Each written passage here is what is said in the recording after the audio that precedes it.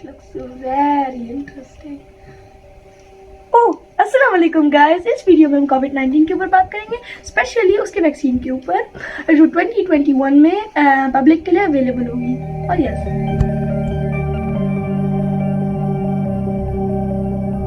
इस पेंडेमिक ने पूरी वर्ल्ड को सोशली, साइकोलॉजिकली और इकोनॉमिकली इफेक्ट किया। जैसे कि हम अभी कोविड-19 के वैक्सीन के बारे में सुन रहे हैं, उससे लगता है कि 2020 के एंड के साथ इस क्राइसिस के एंड का स्टार्ट हो जाएगा।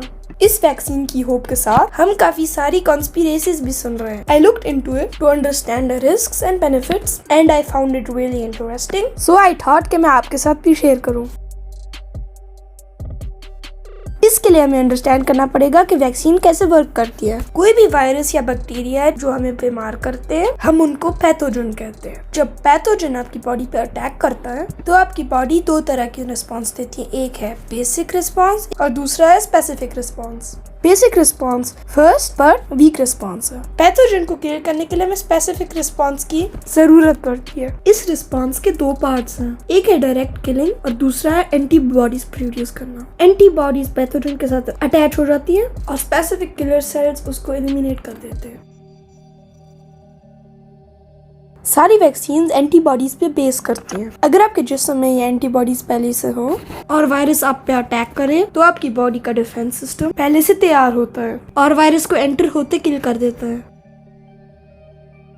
ट्रेडिशनल वैक्सीन वीक या किल्ड पैथोजन या पैथोजन के किसी पार्ट पे बेस करती है। इस वीक पैथोजन को देख के बॉडी अपना डिफेंस प्रिपेयर कर लेती है और इस तरह आपको डिजीज से प्रोटेक्ट करती है।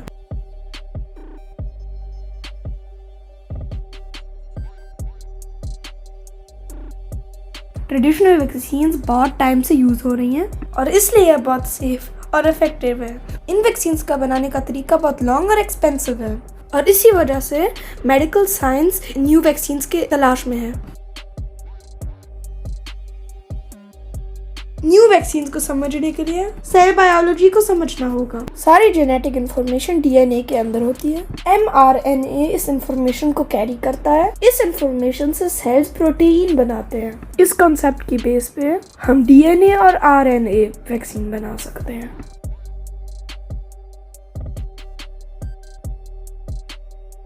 डीएनए वैक्सीन को काम करने के लिए न्यूक्लियस के अंदर जाना होगा और इसके अंदर अननोन रिस्क हो सकते हैं। आरएनए वैक्सीन न्यूक्लियस के बाहर ही काम कर सकती है, इसलिए बहुत सेफ होती है।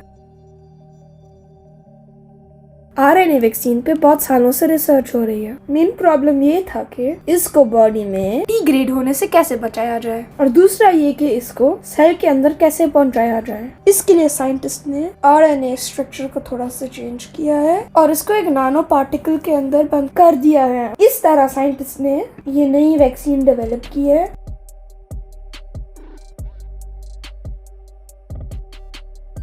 इन्फेक्टेड पेशेंट से वायरस की इंफॉर्मेशन लेके उसका mRNA कोड बनाया है, जिसको एज वैक्सीन यूज करके कोविड-19 से बचा जा सकता है।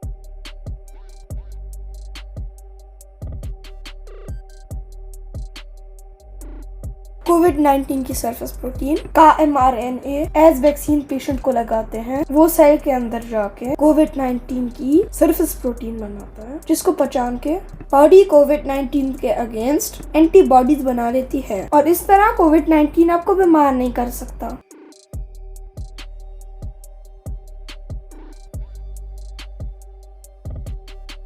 हर वैक्सीन की अप्रूवल क्लिनिकल ट्रायल के बाद होती है। mRNA वैक्सीन पे प्री क्लिनिकल ट्रायल ऑलरेडी हो चुके थे और लास्ट फ्यू मंथ्स में फेज 1 से फेज 3 क्लिनिकल ट्रायल्स किए गए हैं और अप्रूवल के लिए यूरोपियन यूनियन में अप्लाई किया गया है।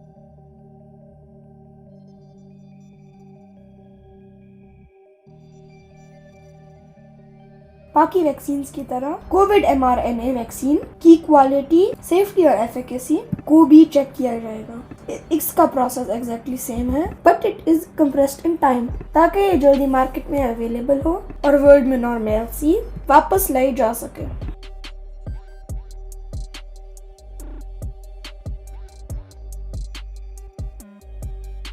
mRNA वैक्सीन के बहुत ज्यादा बेनिफिट्स हैं। इसको ह्यूमन बॉडी में यूज किया जा सकता है। एंटीबॉडीज बनाने के बाद ये बॉडी में डिग्रेड हो जाती है। ये न्यूक्लियस के बाहर काम करती है, इसलिए ये बहुत सेफ है। इसकी लार्ज स्केल प्रोडक्शन इजी है और फास्ट बनती है। इस टेक्निक से आने वाले पेंडेमिक्स के लिए quick, safe and effective vaccine बनाई जा सकती है। मैं होप करता हूँ कि इस वीडियो के बाद आप इस वैक्सीन को थोड़ा सा बेटर अंडरस्टैंड कर सकते हैं।